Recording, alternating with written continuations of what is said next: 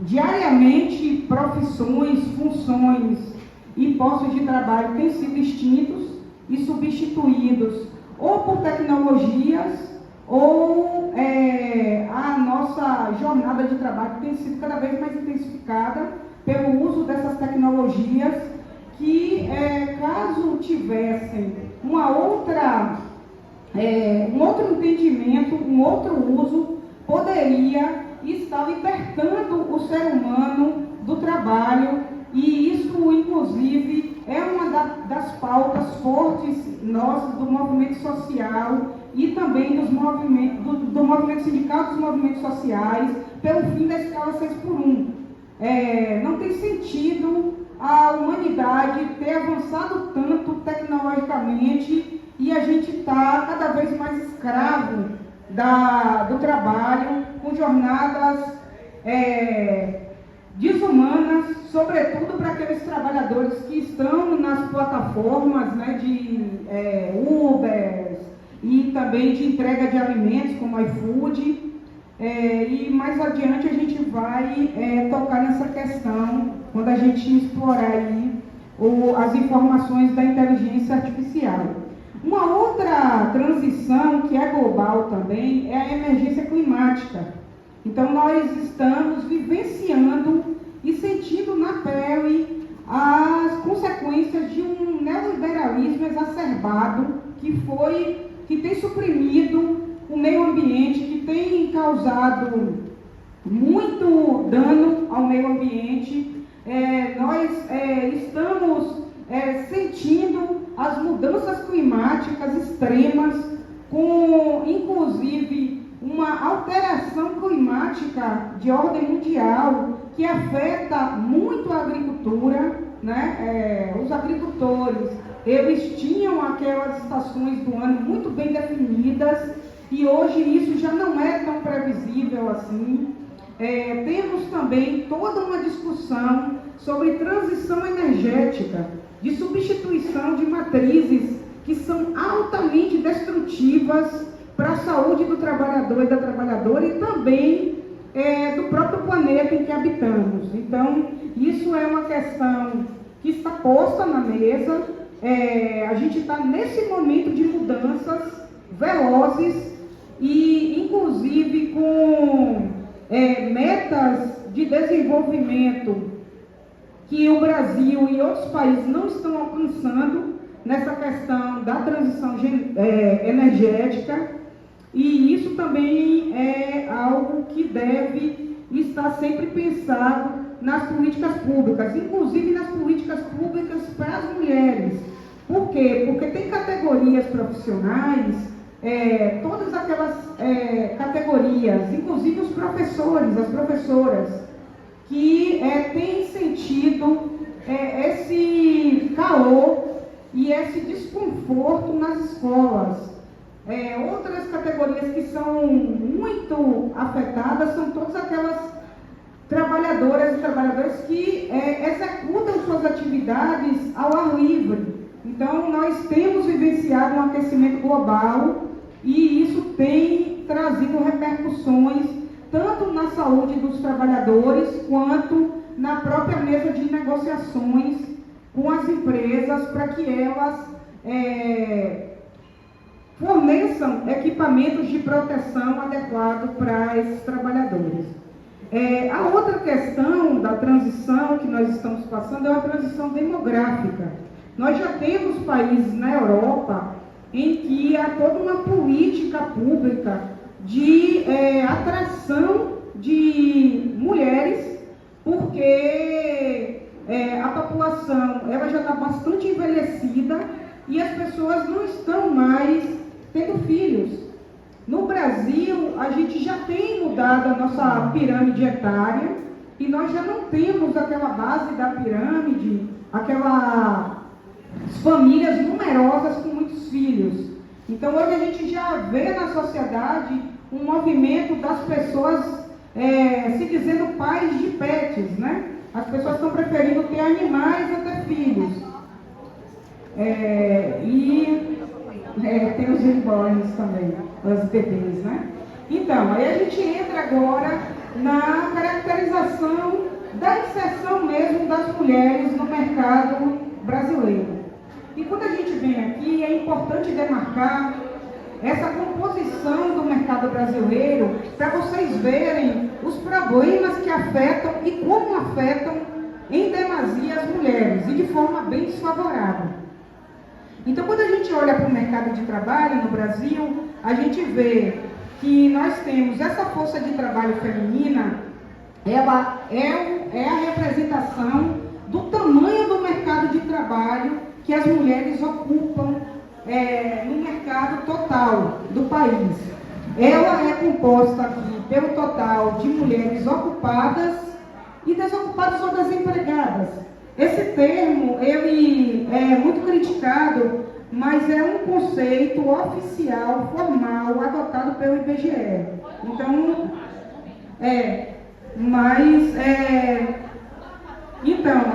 o DIEESE acaba aplicando porque tem essa questão da comparabilidade com as estatísticas e considerem que é o desemprego, certo? Então, o que a gente observa aqui?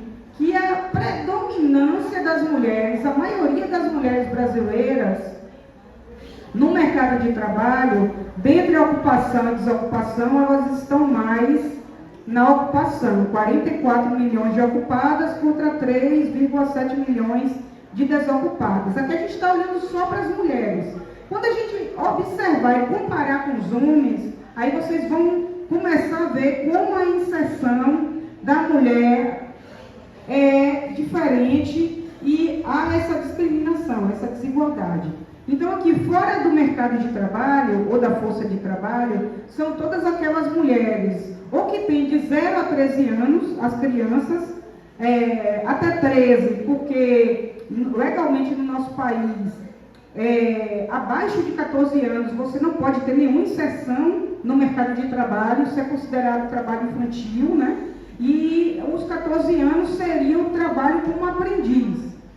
16 através do estágio e 18 anos no mercado de trabalho de fato. A gente sabe que essa não é a realidade, né? Sobretudo quando a gente vem para a região norte e nordeste, em que mesmo tendo uma série de políticas públicas e tendo uma redução na inserção das crianças no mercado de trabalho, a gente teve esse período de retrocesso e isso vem sido combatido, porque é o lugar da criança na escola, de fato, e é brincando, né? Esse deveria ser o ideal, mas a gente sabe que não é muito a realidade. Aqui, esse segmento de desalentadas são aquelas mulheres que elas querem trabalhar, mas no momento em que a pesquisa foi realizada, elas não estavam trabalhando e elas não tomaram nenhuma iniciativa para conseguir o trabalho, porque elas desacreditavam ou não tinham condições financeiras para efetuar a busca por trabalho. Eu vou pular essa lâmina, porque eu estou falando desses indicadores e eu vou falar deles mesmo para Sergipe. Então é mais interessante eu estar explicando e vocês vendo esses grandes números já na conformação do Sergipe do que para o total do Brasil, né? Para não perder tempo. Mas que ganham até um salário mínimo. Sim. As que ganham até um salário mínimo, elas representam 37% das mulheres, e quando a gente compara com os homens, 27%. Aí a gente aqui nesses indicadores embaixo, esse azulzinho claro aqui já são os homens na jogada. Então, quando a gente olha aqui a taxa de desocupação, a gente vê as mulheres, elas estão mais no desemprego do que os homens. Aqui é um gráfico bem importante, porque a gente vê aqui a questão da situação das mulheres negras e não negras. Então, a gente já percebe aqui que é um recorte de gênero e raça. E aí vocês vejam a situação das mulheres negras, né? As mulheres negras têm a maior taxa de desocupação do mercado brasileiro e os homens brancos ou não negros, eles têm a menor taxa de desocupação ou desemprego. Então, quando a gente compara aqui, ó, enquanto os homens não negros, eles tinham uma taxa de desocupação de 4,4%, as mulheres estavam em 9,3%. Isso é uma parte dessas desigualdades estruturais e históricas que nós temos no mercado de trabalho. Se a gente olhar e retroceder a cada 10 anos e pegar um período maior de comparação, você vai ver um declínio. Mas se você pega e olha para esses indicadores e faz um acompanhamento num período menor de tempo, essas diferenças elas mudam pouco. Então, é a necessidade aí justamente de lutar por políticas públicas que equiparem mais esses direitos e essa igualdade no mercado de trabalho. Então, aqui a gente vem para outra situação de extrema diferença e de extrema brutalidade e de extrema vulnerabilidade do nosso mercado de trabalho. As mulheres, elas representam 91,9% ou 92% do total de trabalhadores domésticos no Brasil. Elas representaram 92%. E é uma categoria aí, a categoria que mais tem a participação feminina. Aí quando a gente vem, aqui eu não estou nem comparando com homens, eu estou comparando mulheres negras e não negras. E aí vejam, as trabalhadoras domésticas e também a categoria de trabalhadoras domésticas como um todo em relação às mulheres que estão ocupadas em outros setores de atividade e outras ocupações. Vejam, as trabalhadoras domésticas, elas ganhavam 56% menos do que as mulheres ocupadas em geral. Aqui a gente tem um dado, que esse dado também, ele revela muito, né? A gente tem aqui a comparação dos rendimentos médios mensais entre as trabalhadoras domésticas e as mulheres ocupadas. Vejam que as trabalhadoras domésticas, elas têm um rendimento que é menos da metade do que o rendimento médio das ocupadas. E não está muito legível, né? Era bom apagar as luzes. Deixa eu ver.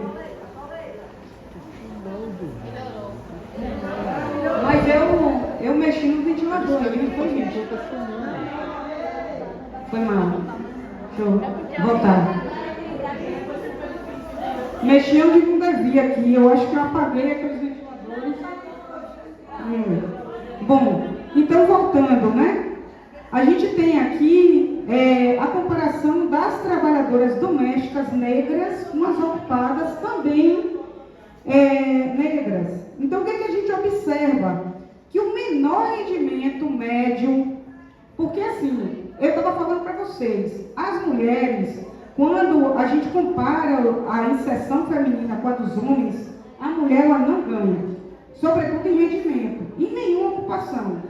E aí, quando a gente vem para a questão, para o recorte que combina gênero e raça, as mulheres negras, elas têm a maior situação de precariedade e os menores rendimentos do mercado de trabalho brasileiro. E quando a gente ainda coloca a sobreposição das mulheres negras e trabalhadoras domésticas, é a menor remuneração do mercado de trabalho brasileiro. Então, vejam, e isso por quê, né? Por que isso acontece? Porque olha aqui, ó, 76,4% das trabalhadoras domésticas, elas são informais, elas não têm carteira assinada. Então, é um rendimento abaixo do salário mínimo. Vamos seguir. Aqui é uma comparação agora dos rendimentos entre mulheres e homens, né?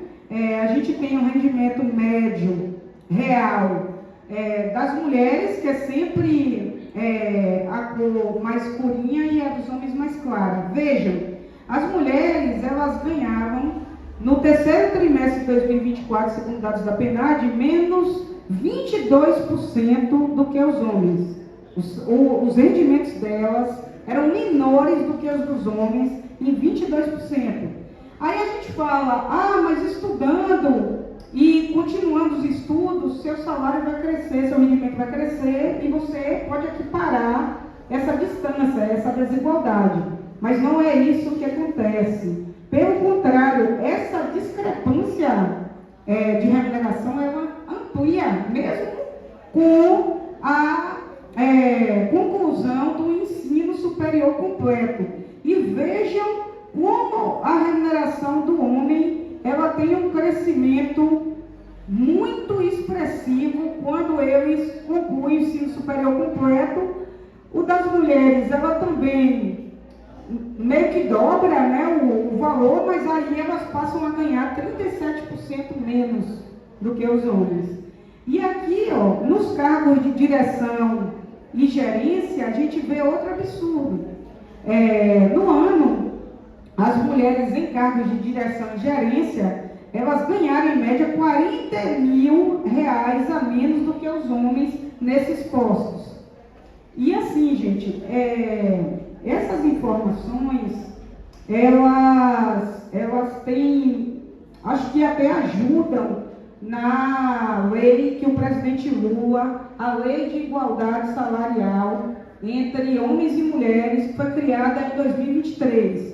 Mas qual é a questão dessa lei? Essa lei, ela estabelece que as empresas que têm 100 empregados ou mais, elas têm que garantir a igualdade salarial entre homens e mulheres. E que, além disso, elas têm que publicar um relatório que vai ser entregue, que deve ser entregue ao Ministério do Trabalho.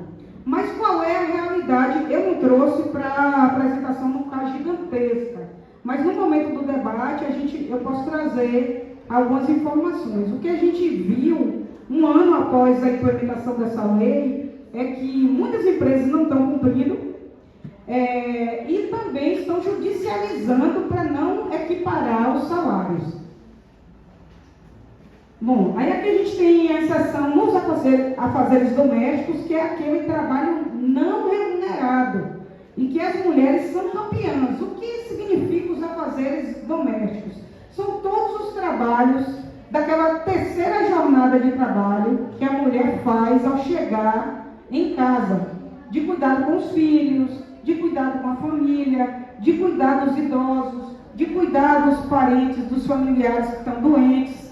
E esse trabalho que a mulher executa, ela, na comparação com os homens, elas trabalharam o equivalente a 21 dias a mais do que os homens, nos cuidados aí domésticos.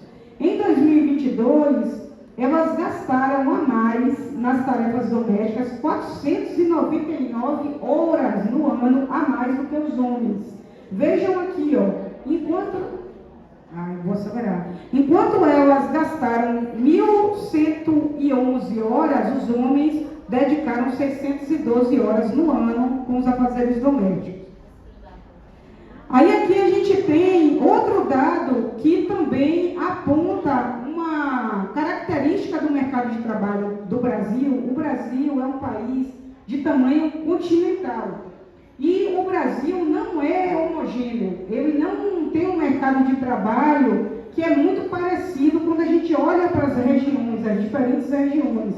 E quando a gente coloca aqui a comparação do rendimento médio do trabalhador do setor agropecuário, veja, em grandes regiões, olha a remuneração, o salário da região Nordeste, é o menor do país, entre homens e mulheres. As mulheres... isso. Pronto, eu vou ler. As mulheres, elas tinham um rendimento médio no setor agropecuário, na região Nordeste, de R$841. E o salário mínimo, ele está... mas esses dados não são desse ano, viu, gente? Esses dados são... Não, são sim.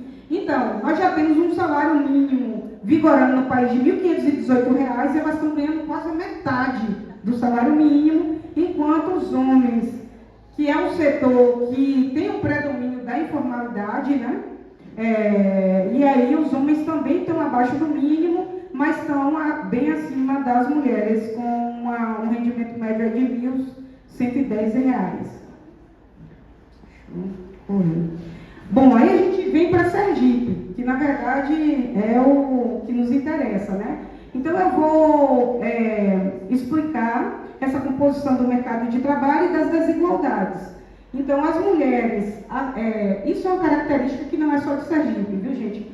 Nós somos a maioria da população brasileira e em qualquer estado as mulheres elas são mais numerosas no total da população. Quando a gente vem para os indicadores de mercado de trabalho, para a ocupação, e as mulheres elas estão menos presentes que os homens. Então aqui, no mercado de trabalho, as mulheres sergipanas, elas tinham uma participação de 42,7% contra 57,3% dos homens. Elas têm uma maior participação justamente fora da força de trabalho, né? E isso é um setor agravante porque a gente tem aí uma parcela dessas mulheres querendo trabalhar, que são aquelas mulheres que estão na categoria da população desalentada. Então, 67% das sergipanas com 14 anos ou mais de idade, elas estavam fora do mercado de trabalho. Elas também tinham menor participação entre os ocupados. Enquanto elas tinham uma participação de 41,8%, os homens participavam desse mercado de trabalho como ocupados em quase 60%, 58,2%. Outra característica, aí as mulheres ganham dos homens. No total de desempregados no mercado de trabalho de Sergipe, as mulheres representavam 52,4%, enquanto os homens 47,6%. Elas, por conta disso, nessa maior representatividade entre as pessoas desempregadas, elas têm taxas de desemprego mais elevadas. Então, 10,3% das trabalhadoras sergipanas que estavam buscando trabalho, elas estavam desempregadas, enquanto os homens 7%. E essas menores taxas de informalidade femininas, elas se explicam porque as mulheres justamente têm uma menor participação dentre as ocupadas. Então, por isso, elas aqui representaram, têm uma taxa de informalidade de 46%. Mas quando a gente olha para esse grupo dos informais, das informais, elas, como eu mostrei anteriormente, elas têm uma condição de trabalho mais precária, informal e recebem os menores rendimentos do mercado de trabalho. Aí aqui a gente tem alguns indicadores, né, meio que mostrando essas grandezas. E ali, gente, vejam como cresce a proporção de mulheres em Sergipe que recebem até um salário mínimo. Elas são 60,7% delas recebiam até um salário mínimo, enquanto os homens 51,2%, que também é elevado, né? Mais da metade dos ocupados do sexo masculino também não tinham carteira de trabalho assim, ganhavam até o salário mínimo. Aí aqui outros indicadores que eu já falei. No caso das brasileiras, o rendimento médio mensal, ele tem uma diferença maior. No caso aqui das sergipanas, elas estavam recebendo 7% a menos do que os homens nesse rendimento médio mensal. Aí aqui, 5, nossa, eu tenho que acelerar. Gente, o que eu vou propor, né? Eu vou passar de forma mais rápida, eu trouxe uma apresentação grande. Por quê? Qual é o meu dilema? Eu venho para essas atividades e eu sempre quero trazer o máximo possível, porque depois eu deixo a apresentação para vocês. Vocês podem ficar com a apresentação, a gente pode também discutir, eu vou passear mais rápido pelas lâminas, e aí, na hora do debate, vocês podem me questionar e a gente discute, para não ultrapassar o tempo. Aqui, essa lâmina é sobre as tendências do futuro do trabalho diante dessas transições, essas mudanças que eu comentei naquele primeiro slide, né? Mais ou menos prevendo o quanto de empregos serão gerados e perdidos com as novas tecnologias. Essa revolução tecnológica, inteligência artificial, eu não vou fazer o contexto. Aqui é uma definição do que é a inteligência artificial, né? Que é basicamente uma programação, um conjunto de regras e de procedimentos lógicos que reproduzem competências semelhantes à do ser humano. Então, essas inteligências artificiais, elas têm sobreposto uma série de atividades feitas por nós. Por exemplo, na educação, ela tem sido muito usada, inclusive pelo governador lá do estado de São Paulo, o Tarcísio de Freitas, tentando aí demitir professores para substituir por inteligências artificiais. Inclusive, ele tentou substituir os livros didáticos por livros feitos por inteligência artificial. Então, tem uma série de outras ocupações também que tem sido, inclusive a minha, de economista. Essas profissões a gente está tendo que conviver com esses novos recursos tecnológicos. Então, aqui é um pouco das aplicações, né, da inteligência artificial. Se eu pudesse falar com mais detalhes a respeito, vocês veriam que tem muitas coisas que vocês usam no celular já, aplicam, recursos em fotos, reconhecimento facial, assistente pessoal digital, aqueles malditos chatbots que são robôs que conversam com a gente. Por exemplo, você liga para o plano de saúde, você conversa com um robô. Você vai para Magalu fazer uma compra na internet, tem lá a representante virtual da Magalu. Então, assim, uma profissão que foi muito devassada, invadida pelas inteligências artificiais, foi a de telemarketing. Hoje, dificilmente você consegue, nos bancos, nos cartões de crédito, falar com seres humanos. Você fala com robôs. Bom, aí aqui já, né? Então, aqui uma questão que eu trago para o debate, né? Os empregos e trabalhos estão em risco com essas novas tecnologias. Aqui é um pouco dessa discussão, né, sobre essa divisão sexual do trabalho, a divisão do mundo do trabalho, como esse uso das novas tecnologias e da inteligência artificial, ele muda também de acordo com os países, os políticos, né, que estão governando, também com os países que estão em desenvolvimento ou subdesenvolvimento, tem outra apreensão dessas ferramentas. Na verdade, a gente está vendo aqui no Brasil agora toda uma disputa dessas big techs, né, que são as grandes, as grandes empresas de tecnologia, que a gente vê aí o Elon Musk e outros ameaçando o Brasil. E eu iria entrar o impacto das IAs para as mulheres, mas eu excedi meu tempo, gente. Então, eu só vou passando as lâminas, mas a gente estava chegando ao fim. Tinha mais 3 lâminas só e é isso. De qualquer forma, a gente pode explorar mais os efeitos da inteligência artificial, especificamente para as mulheres no debate. Eu agradeço e vamos dar continuidade à conferência, que vocês têm muito trabalho pela frente nos eixos.